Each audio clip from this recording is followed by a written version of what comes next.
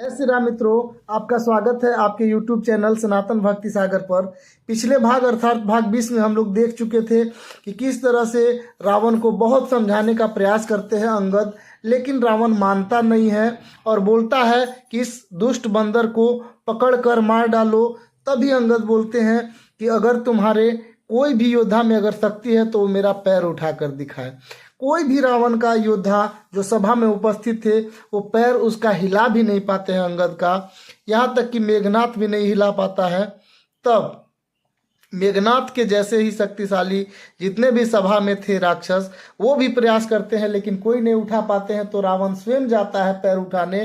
तब अंगद अपना पैर हटा लेते हैं और बोलते हैं कि दुष्ट, मेरा चरण पकड़ने से कोई फायदा नहीं है, रावण का चरण, राम जी का चरण पकड़ो तभी तुम्हें मुक्ति मिलेगी। इतना कहकर वो चले जाते हैं अपना प्रभु श्री राम के पास अंगद जी। इधर लंका में बड़ा भगदड़ मच जाता है और सभी डर से कांपने लगते हैं कि एक तो वानर आया था हनुमान जिसने पूरा लंका को जला दिया था, और एक उनका दूत आया है अंगद जिसका पैर भी कोई नहीं हिला पाया।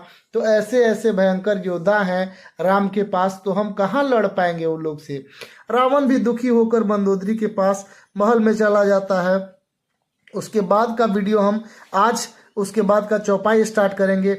इससे पहले साथियों, हमारे YouTube चैनल पर रामचरितमानस का जो सुंदरकांड है वो पहले ही अपलोड किया जा चुका है, आप प्लेलिस्ट में जाकर देख सकते हैं, शुरू से अंत तक सारा विवरण है। साथ ही साथ हमारा एक और प्लेलिस्ट है जिसका बोलते हैं पौराणिक कथा, रामचरितमानस से और बाहर से भी है कहानी, जिसमें हम लोग भगवान विष्णु का 10वें अवतार के बारे में अभी देख रहे हैं, और भी बहुत सुंदर सुंदर वीडियो हैं, उसे भी आप जरूर देखें।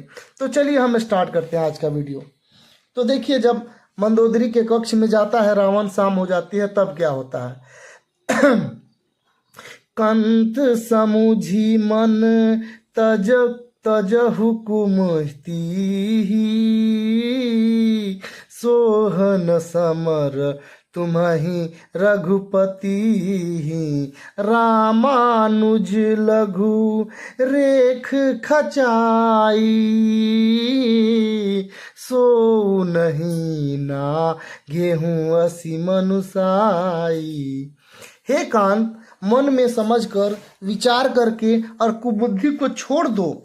आपसे और श्री रघुनाथ जी से युद्ध शोभा नहीं देता। उनके छोटे भाई एक जरा सी रेखा खींच दी थी, उसे भी आप नहीं लांघ सके, ऐसा तो आपका पुरुषत्व है। अर्थात मंदोदरी उन्हें समझाती है कि हे तात, आप उस अपना कुबुद्धि को छोड़ दीजिए और श्री रघुनाथ जी से युद्ध करें, ये शोभा नहीं देता है। उसका छोटा भाई जो लक्ष्मण एक छोटा सा रेखा जो खींचा था, आप तो उसे भी नहीं लांघ पाए। आप किस शक्ति का बात करते हैं। जब चोरी करने गया था रावण, उस समय श्री राम जी के छोटे भाई लक्ष्मण ने एक रेखा खींची थी जिसे लक्ष्मण रेखा कहते हैं, उसको भी पार नहीं कर पाया था रावण। ये सर्वविदित हो चुका था, सभी लोग जानते थे इस बात को। तो वही मंदोदरी कहती है। उसके बाद का चौपाई है, पिया तुम ताही जीतब संग्रामा, जाके दूत केर यह कामा, कौतुक सिंधु नाधी तो लंका, आयऊ कपि के हरि असंका। हे प्रियतम, आप उन्हें संग्राम में जीत पाएंगे जिनके दूत का ऐसा नाम है। खेल से ही समुद्र को लांघकर वानरों में सिंह हनुमान अपनी लंका में निर्भय चला गया। फिर वो मंदोदरी कहती है कि आप किससे लड़ने का बात करते हैं, उसको संग्राम में कैसे जीत पाएंगे जिनका जो एक छोटा सा वानर आया था हनुमान, समुद्र को लांघ कर आ गया और पूरे लंका में निर्भय होकर चला गया, लंका से निर्भय होकर चला गया, अपना सारा काम करके लंका को जलाकर भी चला गया। रखवारे हति बिपिन उजारा, देखत तो ही अक्ष तेहि मारा, जारी सकल पुर किन्हे सिछारा, कहाँ रहा बल गर्भ तुम्हारा। देखिए मंदोदरी अपने स्तर से बहुत अच्छी अच्छी बातें बोल के समझाने का प्रयास कर रही है। वो बोल रही है कि रखवालों को मारकर उसने अशोक वाटिका उजाड़ डाला और आपको देखते देखते अक्षय कुमार आपके पुत्र को मार डाला और पूरे जला डाला, पूरे शहर को, लंका नगरी को जला डाला। उस समय आपका बल कहाँ चला गया था। मंदोदरी बड़ी तीखी बातें बोल रही हैं कि आप अपने आप को इतने शक्तिशाली समझते हैं। जब रावण आकर अक्षय कुमार को मारकर, सारे अशोक वाटिका को जलाकर, उजाड़ कर और लंका को जलाकर जब चला गया था, तब आप कहाँ थे और ये आपका बल कहाँ था। इसके बाद का चौपाई है, अब पति मृषा गाल जानी मारहू, मोर कहा कछु हृदय विचार हूँ, पति रघुपति ही नृपति जनि मानहूँ, अग जगन्नाथ अतुल बल जानहूँ। अर्थात वो बोलते हैं कि अब हे स्वामी, झूठ यानी व्यर्थ का गाल न मारिए, डिंग मत हाकिए, अपनी ही तारीफ न करिए, मेरे कहने पर हृदय में कुछ विचार करिए। हे पति परमेश्वर, आप श्री रघुनाथ जी को राजा मत समझिए, बल्कि वे अग जगन्नाथ चराचर के स्वामी और अतुलित बल के धाम है। वो बहुत समझाने का प्रयास कर रही है। मंदोदरी एक पत्नी का कर्तव्य बहुत अच्छे से निभाने का प्रयास कर रही है। बोल रही है कि आप रघुपति श्री राम को साधारण आदमी मत मानिए और अपना ही तारीफ मत करिए। आप वो पूरे जगत के पालनहार हैं, पूरे चराचर के स्वामी हैं, अतुलनीय बलवान हैं, उनके जैसा कोई शक्तिशाली नहीं है। बहुत समझाने का प्रयास कर रहे हैं मंदोदरी। उसके बाद का बहुत सुंदर सा चौपाई है, बान प्रताप जान मारीचा, तासु कहा नहीं माने ही नीचा, जनक सभा अगणित भूपाला, रहे तुम्हऊ बल अतुल विशाला। और वो बोलती है कि श्री राम जी के बाण का प्रताप तो नीच मारीच भी जानता था। अर्थात किस तरह से मारीच को प्रभु श्री राम ने दो बार मारा था। एक बार मारा था जब वो वहाँ विश्वामित्र के कुटिया में परेशानी कर रहा था, यज्ञ नहीं होने देता था, तब 14 कोस दूर जाके वहाँ से पंचवटी में गिरा था। और दूसरी बार भी वो बाणों से आखिर मारा ही गया। आपने उसका राम का शक्ति देख लिया, परंतु आपने उसका कहना नहीं माना। जनक की सभा में अनगिनत राजगण थे, वहाँ विशाल और अत्यधिक बलवान आप भी थे। अर्थात मंदोदरी कह रही है कि आप जिसे शक्तिहीन कह रहे हैं वो कितना शक्तिशाली है। आप समझ लीजिए, जिसने मारीच को मारा और आपने उस मारीच का भी बात नहीं माना। जनक की सभा में जब आप गए थे, जनक का सभा हुआ था, जो स्वयंवर हुआ था सीता जी का, वहां आप भी गए थे और कितने भी राजा थे, कोई कुछ नहीं कर पाया। लेकिन प्रभु श्री राम ने ही उस धनुष को उठाया था और तोड़ा था, यानी उसका भंग किया था। अपना जो काम था धनुष उठाने का, सिर्फ उन्हीं ने उठाया था और उस पर प्रत्ययता भी चढ़ाया था। भंजी धनुष जानकी बियाही, तब संग्राम जीते हूँ किन ताही, सुरपति सुत जानई बल थोरा, राखा जियत आखी गही फोरा।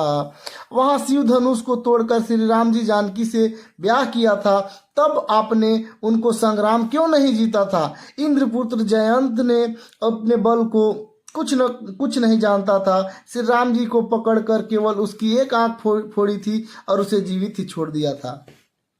मंदोदरी बहुत समझाने का प्रयास कर रही है। वो बोल रहे हैं कि शिव जी का धनुष किस तरह से श्री राम ने तोड़ा था और सीता से ब्याह किया था, तब उस समय आपको संग्राम करना चाहिए था। आपने क्यों नहीं संग्राम जीता, आपने वहां धनुष क्यों नहीं तोड़ा था। इंद्रपुत्र जयंत, इंद्र का एक पुत्र जयंत था जो उनके बल को कुछ जानता था। मतलब राम जी के बल को पूरी तरह से वो नहीं जानता था और सीता माता के पैर में चोंच मारा था।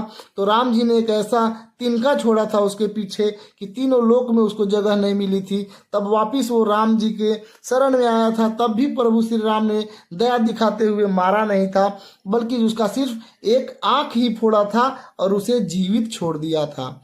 सूप न खा के गति तुम्ही देखी,